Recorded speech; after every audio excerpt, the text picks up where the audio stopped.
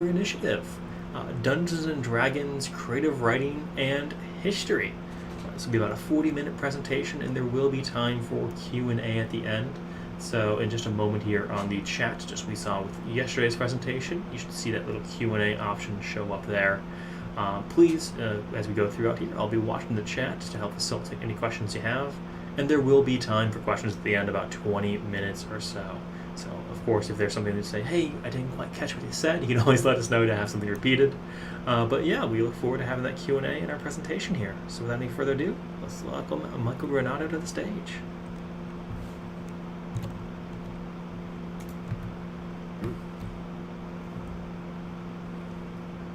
All right. Presenting. Maybe. So you are now sharing your audio and your video. You just need to hit that share screen button again to run your Oh, slide okay. deck. Awesome. Thank you, Dan. I appreciate it. Yes, Granado. That's how you pronounce it. Good stuff. So I'm going to be talking about. I got to admit, I feel a little bit out of place here, mostly because I am not an ancient historian, nor am I an archaeologist. My academic specialty is in the 20th century history of science. But I do have a love for video games, so I'm very excited to be here, and I've really enjoyed everything I've heard so far. I'm not going to be talking about a video game per se. I'm going to be talking about Dungeons and Dragons, and I'm going to kind of outline a class that I actually built around the game Dungeons and Dragons. So I'm going to be telling you a little bit about what I do and how I do it. And I'm going to try to leave 30 minutes for questions, get through this somewhat quickly because I want this to be focused on the Q&A to address any questions that you might have. So yeah, let me jump straight into it. So I've been an educator for roughly the past 10 years at both a high school and a college level. Um, lately, I've sold my soul a little bit and became an administrator at the high school that I'm currently working at now, called Source Schools, but only under the agreement that they would let me teach, keep letting me teach classes. And this is a class that I built for them roughly 2 years ago. So I just want to outline a little bit about what this class looks like. So D&D, you're maybe, hopefully, familiar with. So Dungeons and Dragons is a role-playing game in which the player creates a character that's set in a fantasy world of the DM's creation. Now, I titled it Dungeons and Dragons. There are actually other role-playing systems out there that you can use and that might be better suited for the types of campaigns you want to run. I use Dungeons and Dragons just because that's what I'm most familiar with. I've been playing D&D for like 10 years and I've always used Dungeons and Dragons, but there's other systems such as Pathfinder. The game involves, there's a role-playing element in it, usually involving a small group of, you need at least like 3 people and at most uh, seven's pushing it, but at most 7 people. But we'll talk a little bit about that. Um, so let's start off with some of the boring stuff first. Um, Kind of the rationale, or more so the justification for this class. There is some pedagogy here. That's edu speak. By the way, this is justification for why the class exists. And if you're interested in this, there's actually a pretty substantial body of literature, of education literature, concerning the use of role playing and role playing games and the use of education and how effective it is. People have like legitimately researched this, but there's some key factors here that I think makes this class work. These are the strengths. This would be the selling point. And by the way, I'm jumping a little bit ahead of myself, but By the way, if you ever have any questions about this, or if you're ever thinking about teaching this class at your institution, I'm more than happy to provide you with these resources. If you want to reach out to me, I'm also more than happy to. You can use me as a point of reference if you need like a, a reference for the teaching of this class. But a couple of things that really I think make this class work in terms of what it has to offer as a class. First and foremost is writing. So this is a writing-centered class. I typically lay this class out where my students have a writing assignment that they submit every week. This writing assignment depends. I work with the students one-on-one to figure out what kind of writing they want to do and how they want to do it. But here's the secret of this class. Secretly, especially with respect to high schoolers. I haven't tried this class in a college setting for various reasons, but they love to write about their characters. So I've gotten a tremendous amount of work from this class, of quality of work produced from this class. I'm going to show you some examples of what I mean by that. But the primary form of assessment, how you make this an actual class, is in the form of writing. I typically do Google Docs, and then I go back student by student and leave some line editing feedback and comments on the writing. You can also frame this as a research class. I'll talk a little bit more about this in a second when I talk about campaign setting and how you want to set up campaign setting. But I've had students that either because they've already done their literature requirement or because they just wanted to get more research practice, have used this class to research, for example, ancient cultures, practices. I had a student one time who made a character that was loosely based off of, he played a human barbarian that was loosely based off of Germanic tribes or accounts of Germanic tribes from the Romans. And I don't know if this is a good example or not, but he wanted to write a research paper about the use of psychedelics by these tribes, and I allowed him to do that, and it was a pretty good paper. So writing, research, and then of course, if they're interested in research, you can show them how to research, and then emotional social learning as well. A large component of Dungeons and Dragons is that it's a cooperative game that requires a lot of teamwork, a lot of participation. Another element to this is I've had students, so how the game's structured is you have a dungeon master or a game master that runs the game, and then you have players that participate in the game. I've had students create and write their own campaigns and then lead the class through that campaign. And this helps with the teamwork aspect of it, working with somebody to solve a common problem, but it also gives the students experience in leadership and also conflict resolution, which is a interesting side effect of this class. In the form of assessment, you also have a couple of different options. Like I said before, research paper, short stories, creative fiction. I've had students write poetry. I had a student write a novella one time, video essays in the form of like a YouTube essay, but also like works of art, productions of, I call this like a production of a cultural artifact, like recreating an aspect of ancient culture and then kind of telling me about what you did, how you did it type of thing. So lots of different options available here in terms of what you do.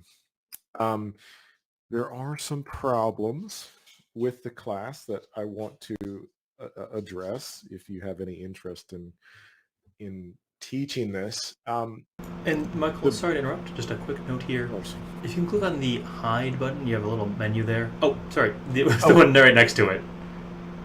You're just covering a little okay. bit of your text there. If you can just reshare that. Yeah, sorry. My bad. I see what you're saying now. Sorry to throw you off there. No, you're fine. You're fine. My fault. Yeah, and if y'all have any questions or comments, I won't be able to see the chat, but feel free to. Dan will share those with me. Yes, and we do have several of those. We'll probably have the Q&A, just to let you Okay. know. Two of those as you're getting that set up there. We got No one worries. saying, "Hi, I'm an ESL teacher and would love to use this in my classroom." We have a website or Awesome. PDF handouts, which you mentioned you had a few of. And Yes. another asking, "I'm trying to find a way to tell stories with a TTRPG set in ASA as well." Nice. Yes. More than happy to talk about that. Um, so yeah, the biggest issue I've had with this class, and let's see here. Perfect. There you go. The biggest problem facing you being able to teach this class is going to be an institutional problem.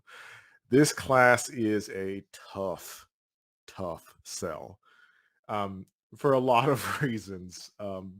When you bring to your administrators that you want to teach a class via a role playing game, you're going to get a lot of questions. And most likely, if I'm being honest, you're going to get a lot of pushback.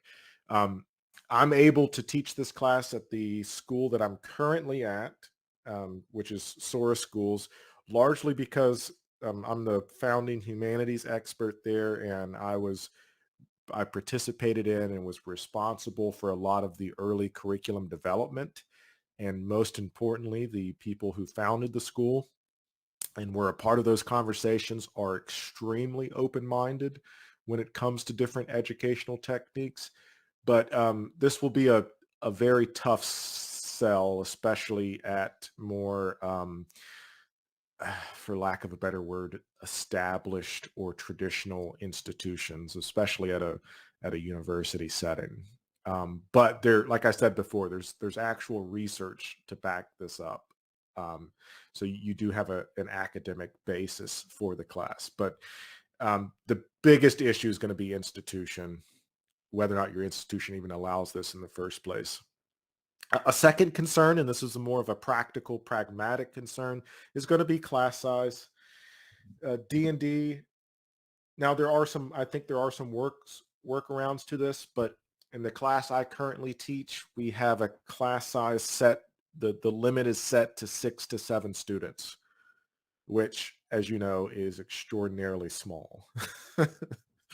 Even at the school that I'm at, we limit class sizes to 15, which is still small. At most the universities I've taught at, as you know, if we're talking about like a core class or introduction class, I'm currently teaching a introduction to philosophy class, and the class size is 35 students, just to give you a sense of scale. So that is a very practical concern. Now, if you're doing it with a very large class and you have some players that have played D&D before, you might be able to break this up into groups. I'm more than happy to brainstorm about that. I do have some ideas there, but class size will be an issue. Third, role playing. Uh, I love the what's called the gamification of education. Um, I'm all about introducing video games to the curriculum to explore historical or philosophical concepts. Not every student is into that.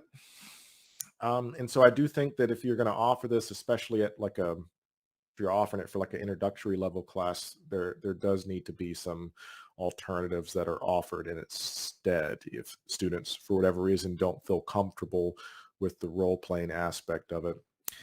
And then lastly, believe it or not, I have a picture of a from a chick track here, that was that's denouncing Dungeons and Dragons as a satanic game. This is from the 80s, the Satanic Panic. I don't know if you remember that. Maybe you don't. But you might get some now at a college level, of course, probably not.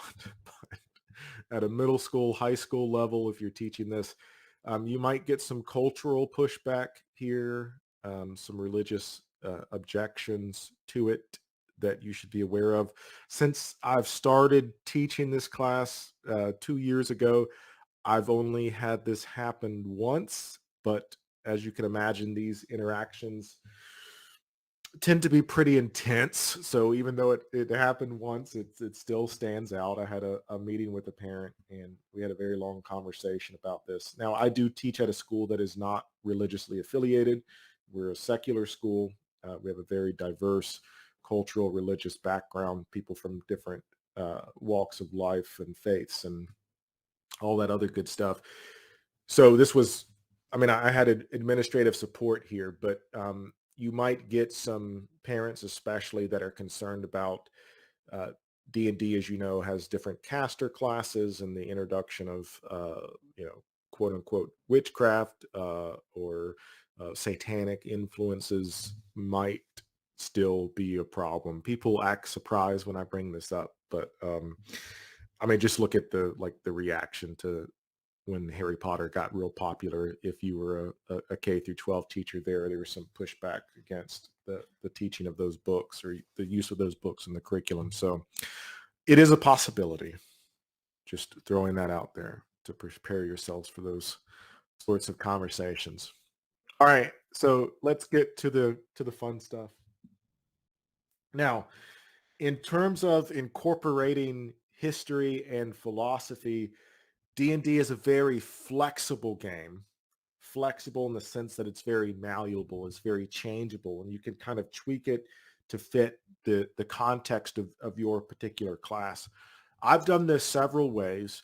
To me, the most obvious way is D&D has a lot of lore to it, a lot of fantasy cultural context, like the relationships between like elves or dwarves and orcs and all that stuff. But as the game master, you are within your right to change all of that and to create your own context for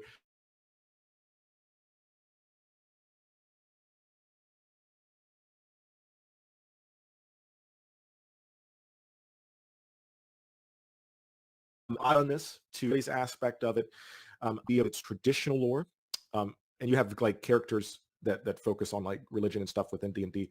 So I've done it by stripping D&D of its traditional lore and instead putting it within the context of the ancient world. So I led one campaign, for example, where it was kind of focused on like ancient Greece, and they actually played through a form of the myth of the Minotaur. And luckily, a lot of these mythological creatures are already statted out, as you can see here. So you don't have to do that work. They already have the characters built for you a lot of times. I did a different campaign that was set in ancient Egypt where my players were tasked with putting Osiris back together and they had to go around and collect his different body parts. I had another campaign set in ancient Mesoamerica where they encountered Aztecs. They were like fighting like were jaguars and stuff like that. It was a lot of fun. But I say all that just to throw a couple of examples at you. There's a lot of creative leeway, especially if you're the one that's creating the campaign. Now, I will say that D&D especially, there's an entire body of literature of pre-built campaigns, pre-built settings that are just like built and ready to go with all the quests and the characters and the items and your players do this, they get this reward. That sort of literature is already out there if you don't want to put a whole lot of time into developing your own world. Um, I teach this class with a colleague of mine named Darren Jones who used a pre-built campaign and it went really well. Students enjoy it all the same. But if you want to add like the more social studies aspect to it, yeah, it's easily adaptable in that sense. Philosophically, so I teach history as well as philosophy. Philosophically, you could adapt this to a philosophy class as well. D&D has an alignment system, a character moral alignment system. So D&D, I think, fits nicely with a kind of a class on like applied ethics. One of the ways you could do this is have your players base their character's moral alignment off of a famous philosopher.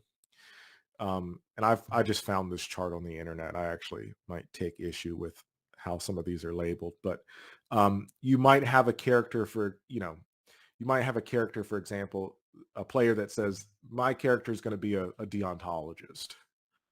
Because D&D, the campaign is, you can set it up in such a way that the character choices are about ethical choices. And for the writing bit, the reflection bit, you can have your players think like, well, if my character is a deontologist, this is the justification for their moral decision in this particular scenario.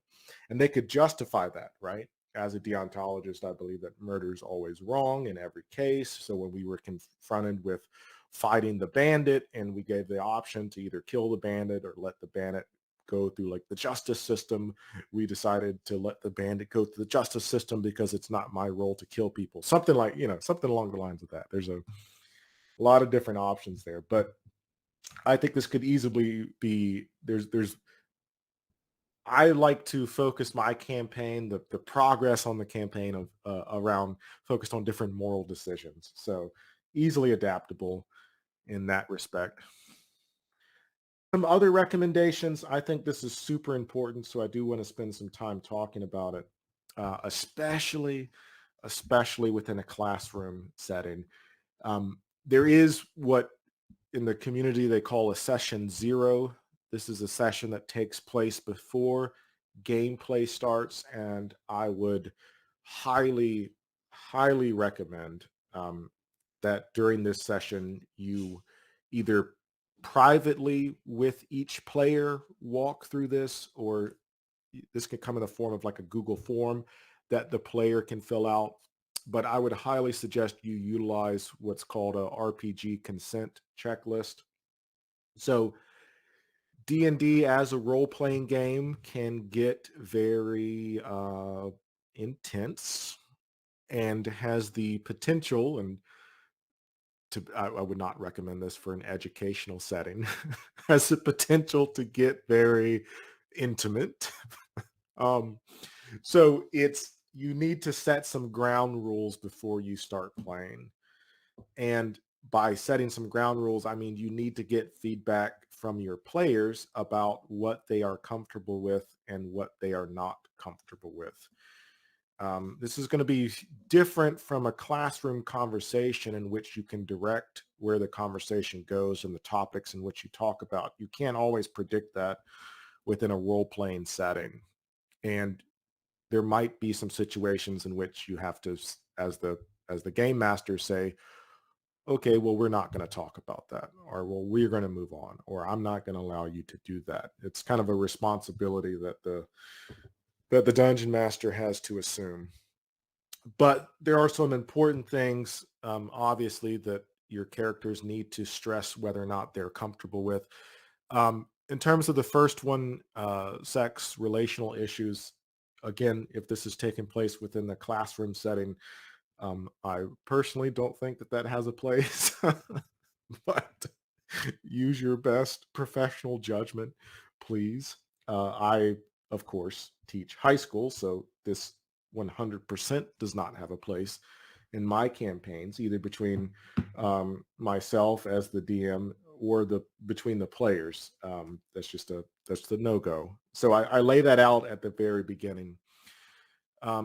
Speciesism, even though we might be talking about like a dwarf who's racist against elves, obviously even though this is a fantasy setting, this has real world significance, and the feelings that these sorts of things can evoke. Obviously, you might have some students who are actually dealing with this and may not be in the appropriate headspace to want to deal with that. Violence is a biggie. So D&D is centered on violence, fantasy violence, but how descriptive you are in that violence, you need to talk with your players about, as well as any phobias or social issues. There are some pre-built checklists that are out there that I would recommend. Players can do this anonymously. They can submit it through like a Google form and let you know, like, hey, I'm not okay with talking about like domestic violence, or I'm not okay with, I'm not okay with like genocide or depictions of fantasy genocide, for example. That would be something that the game master, whether it's you or another student, needs to be aware of. All right. So I'm going to show you a few examples of some student work to give you an idea of what this could look like. Um, the first week of class, I usually have my students do I call it a character mind map.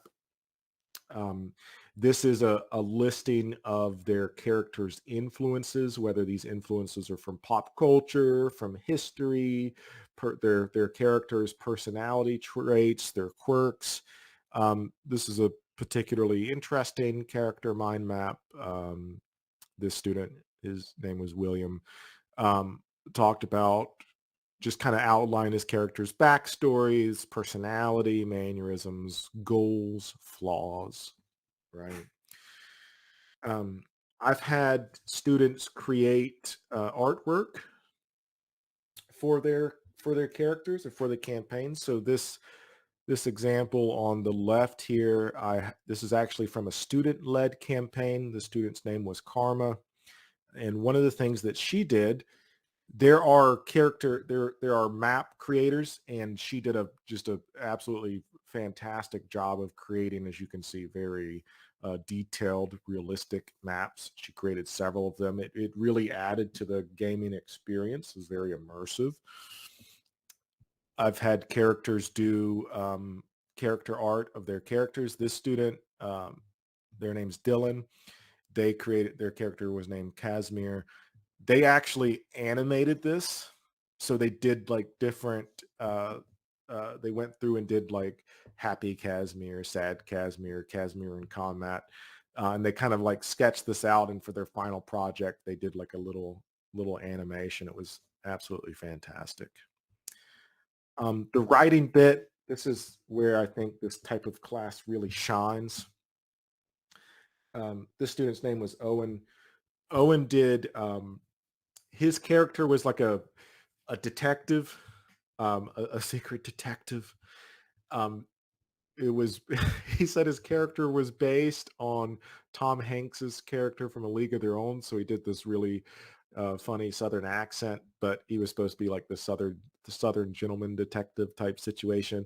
And for his creative writing, his character was writing police reports. And so some of it's redacted, but he would like record his personal logs from the perspective of his character, kind of, and kind of reporting on what his character saw and how they responded. Um, anyway, lots of different examples. Some of my students also, I won't share it with you, but some of my students also did YouTube videos. They did like a narrative YouTube video of their from their perspective for their final projects. But I want to open it up for any questions.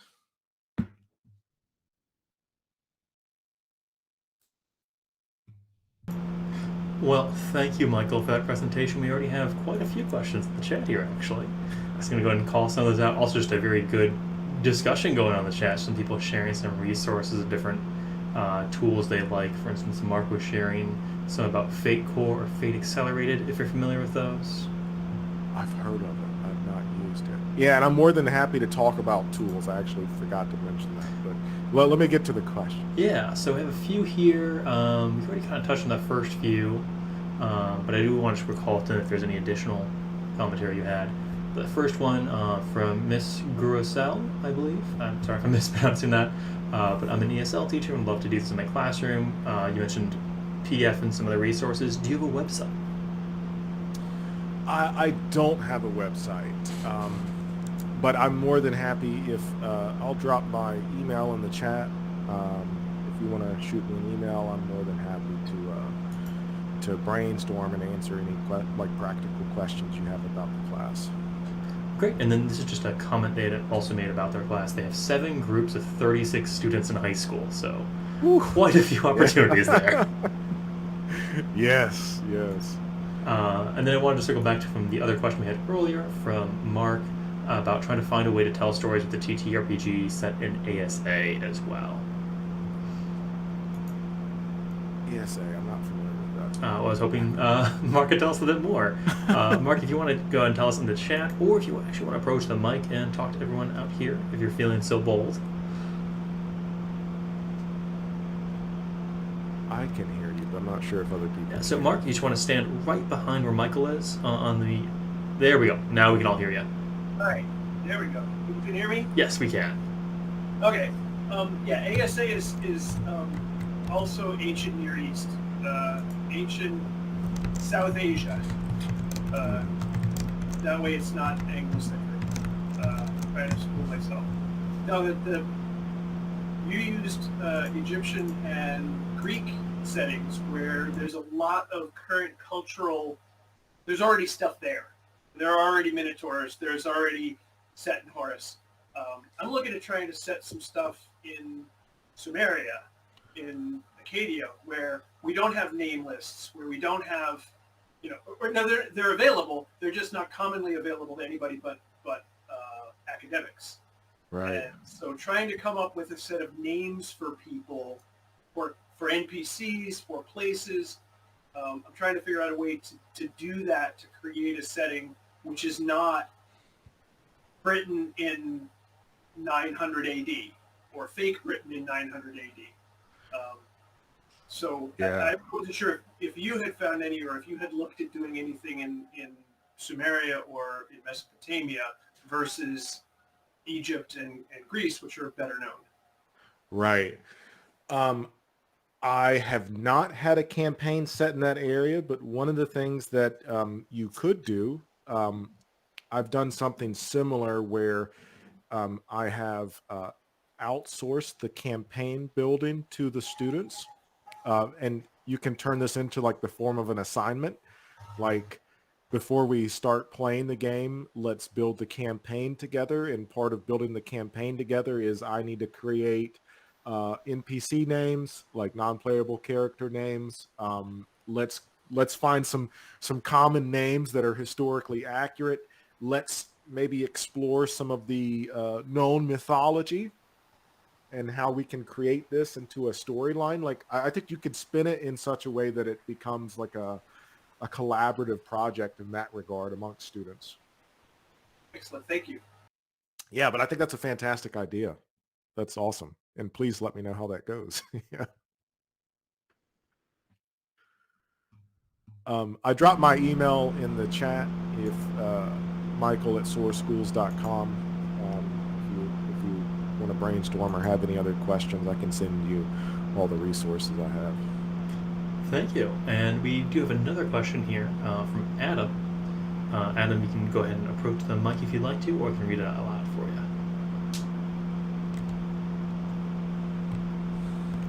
So I do not believe I see Adam right nearby us. Just a moment as I spread out my view. So Adam, if you do want to approach the mic, go ahead and do so now. Otherwise, I'll read it out for you.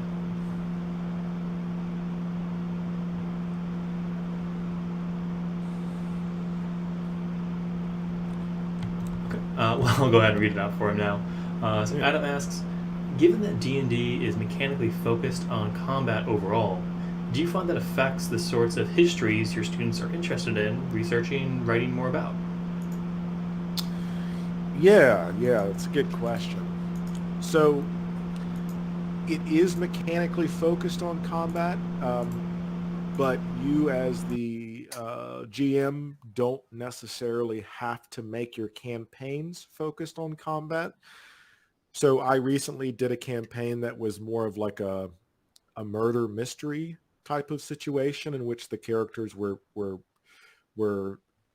given the job of trying to figure out like the whodunit type of situation. And they only entered combat once, and it was in the very last session over a 6-week campaign. So combat, whether or not you enter a combat, like it's D&D, so players can literally decide to do like, I want to attack this person whenever they want to. But you as a you as a DM do have some control over that. And my students have told me that there are other systems that are more role-playing focused that might actually be a better fit than Dungeons and Dragons, but you do have a lot of wiggle room there in terms of how much combat you do, for sure.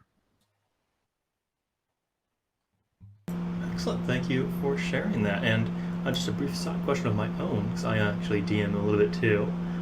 Do you use milestone progression systems at all? These are where folks don't get experience points to level up based on who they defeat, but rather points in the story. Yeah, I prefer the milestone system. I just think it kind of flows better. And then you don't get situations where some players can get kind of competitive about who gets what experience points. And potentially over-leveled. It makes your job easier. Right, it does. And with the milestone progression system, it's easier to dictate where your players are at, like level-wise, like you said. So yeah, I prefer the milestone system. I think it's really up to the DM. Yeah, I think it's a whole table discussion too. Yeah. And we do have another question here from Mr. Rossell. Again, sorry if I mispronounced your name. I'm not sure if you wanted to approach the mic and ask that, or if you want me to read out loud. I don't believe I see you here directly in the audience. So I'm going to go ahead and just say that out loud for you here. Oh, and just a comment here from Mark. If you want to make players avoid combat, make it dangerous, and have NPCs realistically run away when they're harmed instead of fight to the death. Another great note there. Yes. But the question from Mr. Rossell on Instagram, for a new D&D noob like me, how do I learn from scratch before sending it up in the classroom? Yeah. I am a experiential learner, so my first recommendation would be to go play a couple of games. That's how I learn best, is by getting my hands dirty. There are also some fantastic YouTube pages out there, and some television shows, believe it or not. Critical Role is probably the most famous. That it's literally just a show about people playing D&D that you could watch to get a sense of how it goes. But I would highly recommend finding a group and at least playing a few sessions to see how it goes. Or if you know that you want to do this, and you can ask your students if any of them have experience with D&D, and you could do a couple of like practice sessions, practice runs. Always helpful. Yeah. It's there. And you got a few other things coming in the chat here. I just want to give those some voice. And I actually had a bit of a conversation here with Mark and Adam here. So I want to call that out, but I don't want to completely recap everything they're saying in case I get it incorrect. I know Adam had some issues with their mics. They're not able to approach there. But yeah, just kind of talking about you can make things combat-based or not. And I think a very interesting comment I want to draw out here is Adam talking about the use of hallucinogens in Roman Germania as part of military history, and questions about why young men in that culture are able to, quote-unquote, rage as a combat ability, kind of mirroring that historical aspect there. Yeah, so I think there's definitely a lot of crossover in these sections here. Were there any other questions we have from the audience? Again, you can either type those into the chat, or you can approach the microphone. While we're waiting on some questions, I did realize there were some resources I forgot to share. So I'll quickly share those, and yeah, if you got other questions, please by all means ask them. But so you have a couple of free or cheap resources available at your disposal. So D&D doesn't take a whole lot of money to play. It can, to be clear, especially once you get into like miniatures and stuff like that. It can become quite an expensive habit, but it doesn't have to be. And for me, the school that I teach at is 100% online. And so the two primary resources that we use are first and foremost a Zoom call. That's our primary means of communication. But in terms of the mechanics of the game itself, I did want to share one of my favorite resources, and this is a website called Roll20. Roll20 is a free-to-use platform. You just have to register with your email. But Roll20 houses all of the mechanics. So, and it also houses a character sheet. So first and foremost, Roll20 allows you a place to build your maps. You can pay extra for more elaborate maps. This is a map that some of my characters were recently playing on. But Roll20, another reason why I like it is because you can create character sheets, and especially for new players, Roll20 has they call it a character mancer, which is a step-by-step walkthrough for character creation. And it's pretty intuitive. So you choose your race, alignment, then you get into your character class. And the cool thing about this is that it stats it all out for you. So D&D can get a little complicated, especially for us humanities folk that aren't great at math. But Roll20 does a lot of this for you. So I like it. It's pretty intuitive, and most importantly is that there's a free version. And then once you have your character statted out, let me show you a little bit about how this looks, what I mean by all of this jargon I'm throwing around. You can input weapons, and so like if your character wants to roll to attack, right, all you got to do is click on it, and it rolls it for you. Okay. And then you can independently roll dice for whatever reasons, and do like strength checks and stuff like that, saves, acrobatics checks. So that's why I like Roll20. There are other platforms out there, one of which is D&D Beyond, which has a pretty nifty character creation, but D&D Beyond doesn't have maps or anything. So that's why I prefer Roll20, but really up to you. Terrific. There's a lot of great options out there. Thank you for sharing. I did drop the link for roll20.net into the chat. It is not .com. I always forget that myself.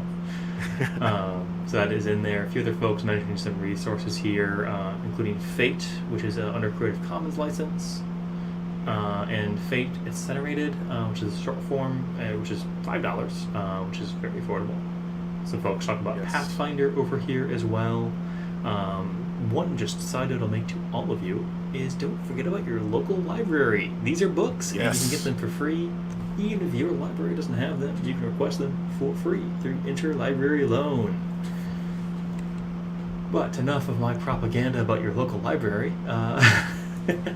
We do have another question over here from Aristotle. Aristotle, did you want to go ahead and ask that on the mic, or do you want me to read out loud for you?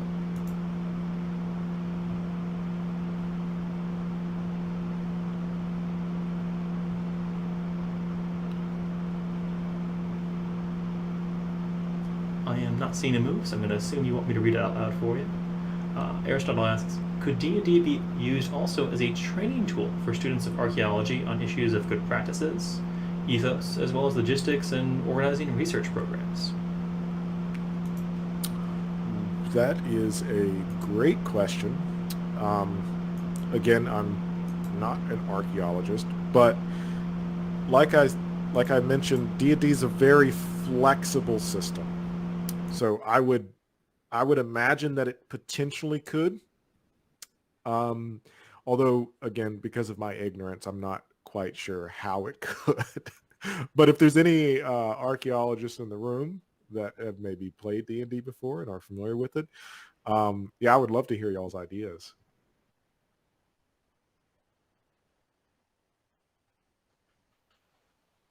And forgive my awful pun here, but would it be fair to say that you are not an archaeologist, but you play one on D&D? I actually have, yeah.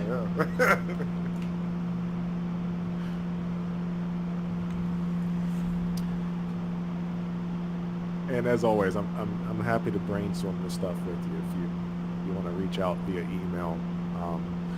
Happy to figure out how to turn this into a class, because I think we need to see more gaming and education. So.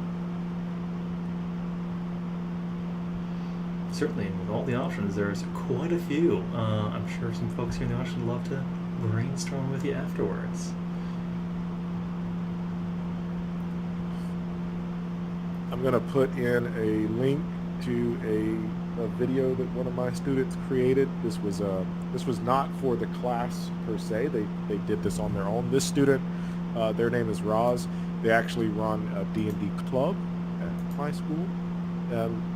And what I like about D&D is that it gets students to write and to be creative even outside of class. So I don't think any teacher is going to argue with that. But Roz recently made a D&D channel and has been, along with some other friends, creating some reenactments of some of their campaign stories. So.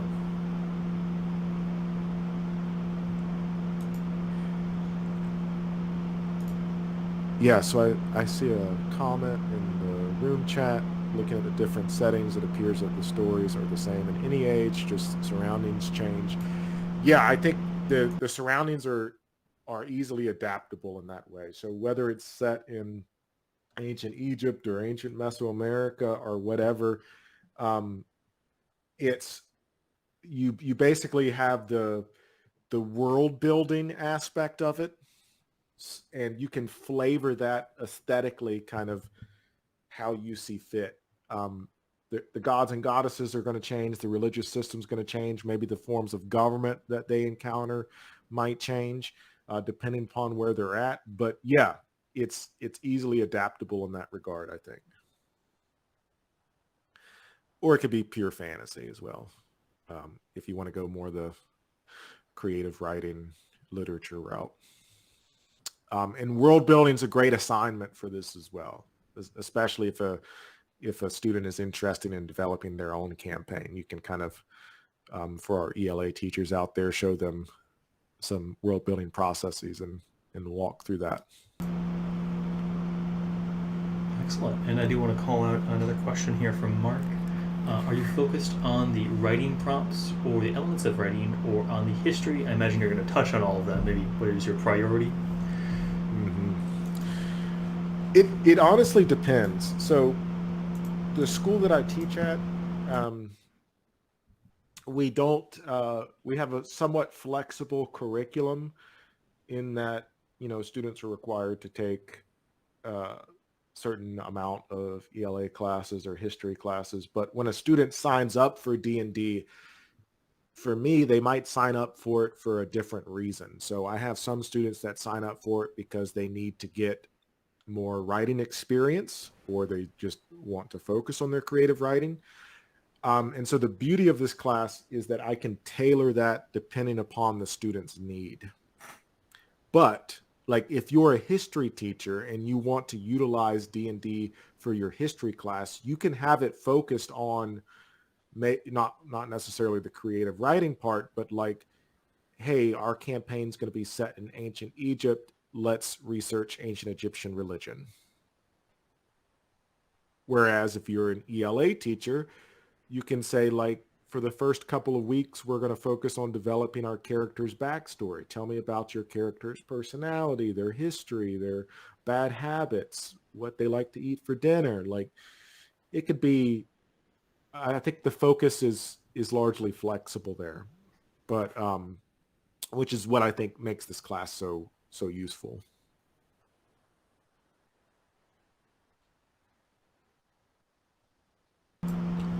Terrific. Thank you for that. And I teach as well, so I have my own. Sorry, I keep butting in here. But I think that kind of flipped classroom model you mentioned is a really great way to kind of balance this across curriculum. while your main class activity might be playing D&D, this can weave into a number of assignments and things that they're doing kind of, quote unquote, in your case, offline, and outside of that. And I think kind of fitting into, hey, where do I maybe need to have a paper, and can I fabricate a paper out of this other need in the game? Gives you a lot of opportunities. Or for the more 100%. creative folks, those character art and maps and everything. I think that's great. I'm awful with art myself, so always happy to see players or students who are willing to do so. So I want to make another call here for any other questions we have from the room. And speaking to that point, while we're waiting, just really quickly, so I had a student that wanted to focus more on the social studies aspect of it, and so they did it was a 2-part project. They researched the spread of the Black Plague throughout Europe and North Africa, and then for the creative aspect of it, I forgot to show this as well. They statted out the details of the plague in D&D. So this was such a cool project. This was Owen again. Owen's an absolute rock star, but he did some historical research. He shared that historical research to me. We met a few times. He told me like what he learned about, and then he created like a D&D mechanic for the spread of the plague. So you have to make a Constitution saving throw to determine whether or not you're infected.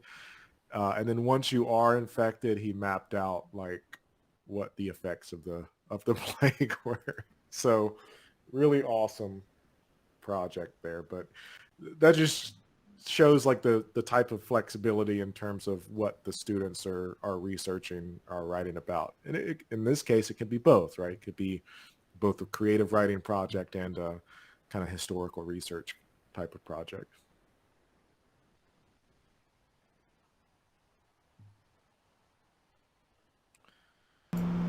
Excellent. And then I did just see Lay walking around there up top. If you had a question, you can go ahead and feel free to push the mic or drop it in chat.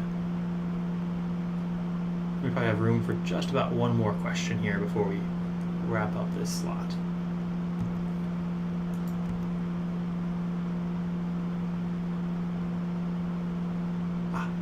See you in chat. Thank you there.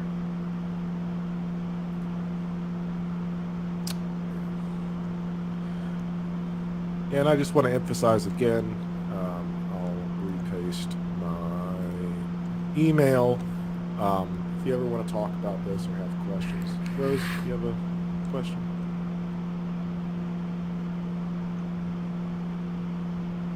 Oh, wrong button. They're good.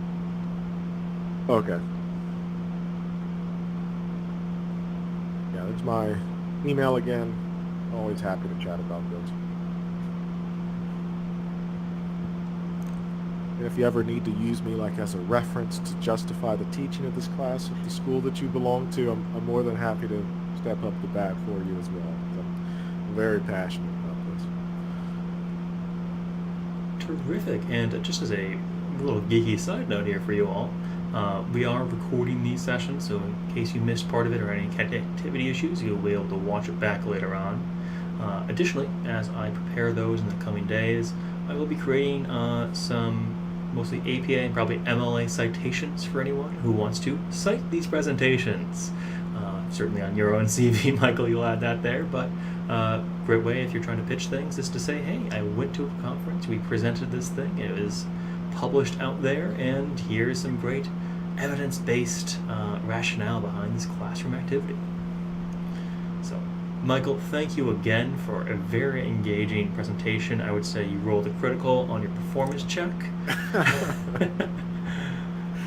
And Thank you all. with that, we'll come to an end here for our first presentation for the day. We have several more slotted throughout the afternoon, but first on the schedule, we do have our lunch break upcoming. So just as we did yesterday, we will have that hour there. We have no other programming that is currently planned. However, we do welcome you to stay here in Gathertown. I'll be walking around myself, chatting with a few people before I go out and get some coffee. But please use this space, relax. If you do need to get up and get some food or walk the dog or what have you, definitely can use that time as well. And then we will get back with our programming at 1 p.m. with Betty Robinson, talking about the integration of history and culture in narrative design. So thank you all, enjoy your lunch, and we'll see you in about an hour.